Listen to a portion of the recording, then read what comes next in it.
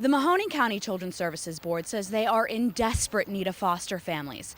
With more than 60 open investigations in just the first half of 2017, they say that they're taking in nearly 8 opioid-addicted babies every month. With that need comes the need to nearly double their foster families in the volunteer program. But in order to do that, they rely on the community to reach out with shows of support and volunteer to be foster families. It's a process that Jennifer Kolar of Mahoning County Children's Services Board says isn't difficult and only takes a few steps.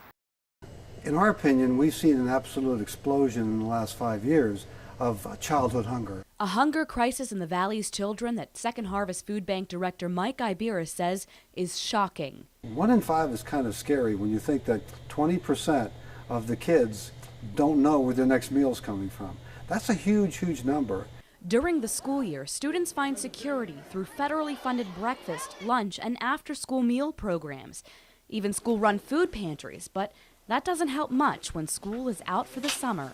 But what do these kids do at night? What do these kids do on weekend? What do these kids do in the summer? And that's why the Ohio Department of Education started a program in 2016 to feed hungry children. But now, for the first time ever, 4 local schools are joining in to fight the epidemic of hunger in our valley. Austintown, Wellsville, East Liverpool, and Camel City schools will all offer free breakfast and lunch to any child 18 and under. We do not want any of our students to go hungry over the summer. It's what's right for children, and it's what we need to do in our community and even in our surrounding area. It's a no questions asked program. There's no application, there's no income requirement, and any child, even if they're not a student, is welcome to attend. And they just have to show up. 4 schools joining together to make sure that our Valley's children won't spend the summer worrying about food. With more local news, I'm Kristen Manion. Tonight in Health, with the new year comes a new fascination with fitness. But dietary experts are warning that you should make sure you know what's in your diet plan before you begin. Some of the new fads could be dangerous. It's a new trend in self-health, taking healthcare advice and putting it in the palm of your hand.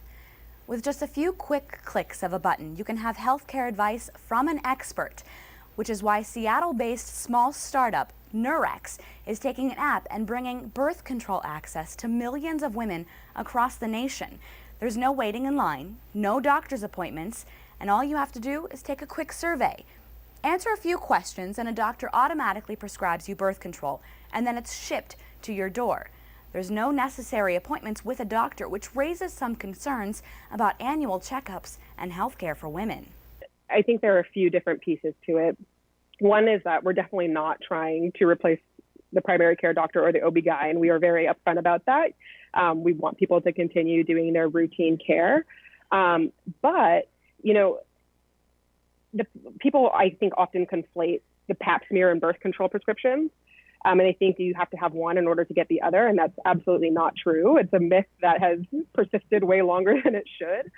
But the doctors at Nurex say keeping patients away from doctors isn't their goal. What they're aiming for is bringing birth control access to the women who need it most, women in urban communities just like ours. As you head out to those holiday and New Year's parties, you might want to avoid the extra hugs and kisses. That's because experts say flu season is at its peak right now.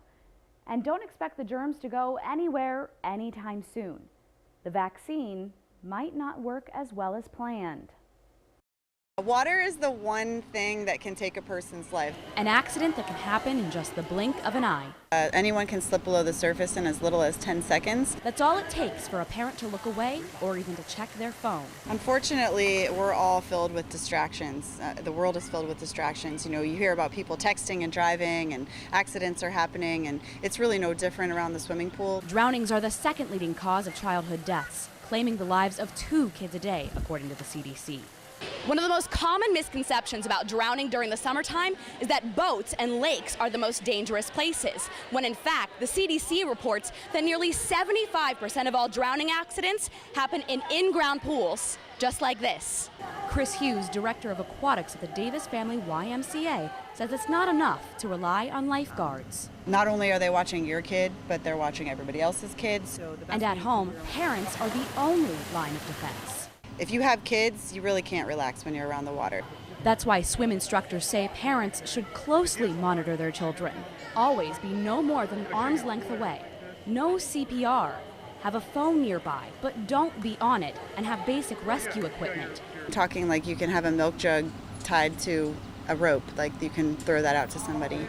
Teachers also recommend families designate a water watcher who is responsible for the kids. Everyone else knows that you don't distract that person, you don't offer to bring them drinks, they're not on their cell phone, that kind of thing. If they have to go to the bathroom, they pass off that responsibility to somebody else. With more local news, I'm Kristen Manion.